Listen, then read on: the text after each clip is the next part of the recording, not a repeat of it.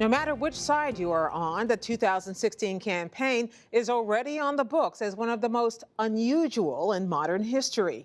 Just this week, Donald Trump, Hillary Clinton, and President Obama have offered a preview of what's to come, with attacks, counterattacks, and harsh disagreement over policy, both foreign and domestic.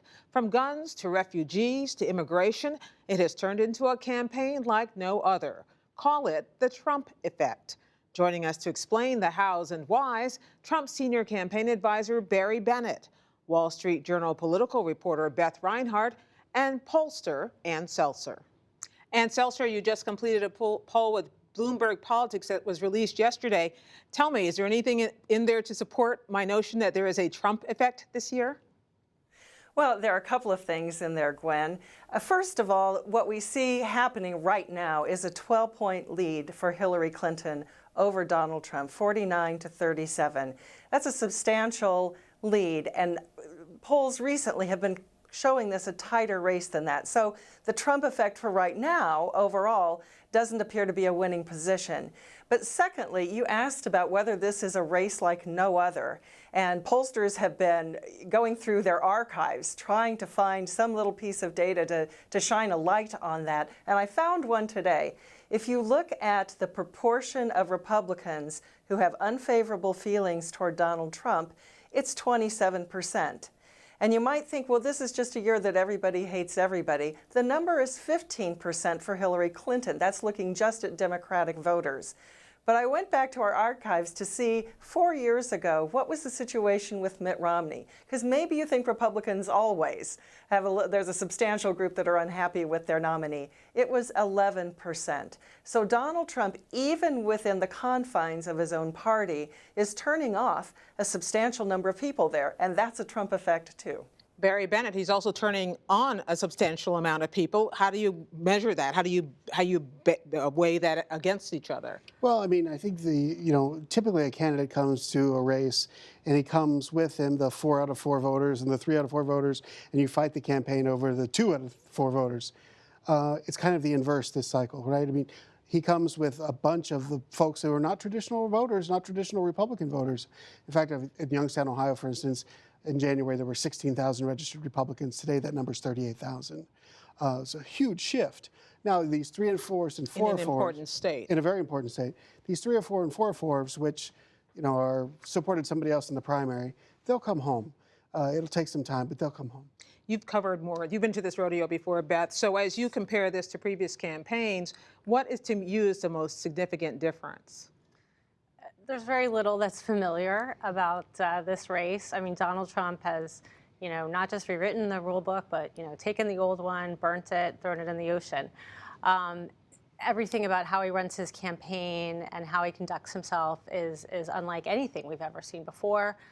The way he interacts with the media, or not. Or not. In that case, disqualifying reporters from covering him based on stories he doesn't like. We haven't seen that before. The way he calls in to so many of the television networks and really is just running his own media operation on television and on Twitter is unlike anything we've seen before.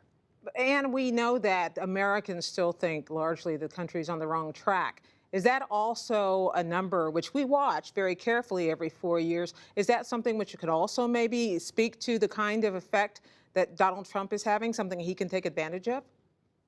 Well, our poll is showing that the percent of people saying that the nation is headed off in the wrong direction is reached one of its highest points since we started polling in 2009. So there's a lot of discomfort at the national level. That's usually a reflection on the view of the president. And actually, Barack Obama's numbers were not so terrible in our poll. So there's sort of this breaking apart of the things that we used to think hung together and gave you a pretty clear view of the way the nation was heading. Not so anymore. Barry Bennett, there are all these contradictions. The perfect example today is Donald Trump says that he's going to speak to the NRA about changing the no-fly lists for gun purchases, or who can purchase guns, which is something the NRA objects to. Mm-hmm. He's also said he supports the LGBT community in the wake of Orlando, but not that he supports gay marriage. Is this, or is it that Americans can hold two opposing thoughts in their heads at one time? Well, I think often in politics we come in with this monolithic view of things, and this cycle is a perfect example where none of that is really true, right? There's no such thing as the average Hispanic voter, right? They're all over the place. Some are faith-based, some are small business-based, some are family-based, some are just young progressives. So we're challenging all the norms that we've seen in campaigns. But, you know, I think that the tone of the country, the 45% of the folks think we're going in the wrong direction, which is an all-time record. They've also figured out that they don't necessarily have to like or love the candidate for president, which we've always believed to be true. They want someone who go to Washington literally with a bulldozer's license and just fix things. And that's, I think, what we're seeing. I mean, otherwise, I mean, how could Donald Trump's approval rating, according to Ann's poll, be at 29% and his ballot be in the 40s, right? I mean, it's not possible during traditional political metrics, right? Well, there are no traditional political metrics which apply. I think we can all agree. Let me ask you, Beth, about this, though. We have, it feels like we've just lurched into the general election campaign. Maybe Bernie Sanders is still in the race, but it doesn't feel like that's what's driving this anymore. So how different are primary races, aside the 17 people on the Republican ticket, how different are they from general election races? And does it matter in a non-traditional year like this? Well, Donald Trump, you know, people keep saying he's going to quote unquote pivot to the general election, and we've all been sitting on the edge of our seats waiting for that to happen, and it really hasn't. In fact, he still talks about rivals that fell away months ago as if, you know, he's still, you know, reliving those conquests. And of course, he is talking quite a bit about Hillary as well, but it does still have the feel of a primary, and that the rhetoric is just as fiery and just as harsh as, you know, you see in a primary where people are trying to appeal to that fire-breathing base. He hasn't really moderated his tone, which is what, you know, people expect once you become the nominee, that you're going to try to reach this wider audience with, you know, warmer tone. Donald Trump is hitting it as hard as ever. And Celsa, that reminds me, yesterday the president came as close to fire-breathing as I guess he ever gets, and his pretty full-throated, without mentioning his name, attack on Donald Trump and the things that Donald Trump stands for. At the same time, am I right, his approval rating seems to be creeping up? Yes. His approval rating is creeping up. His favorability numbers are creeping up. He's about on a par with Bill Clinton, who has usually surpassed him a little bit there.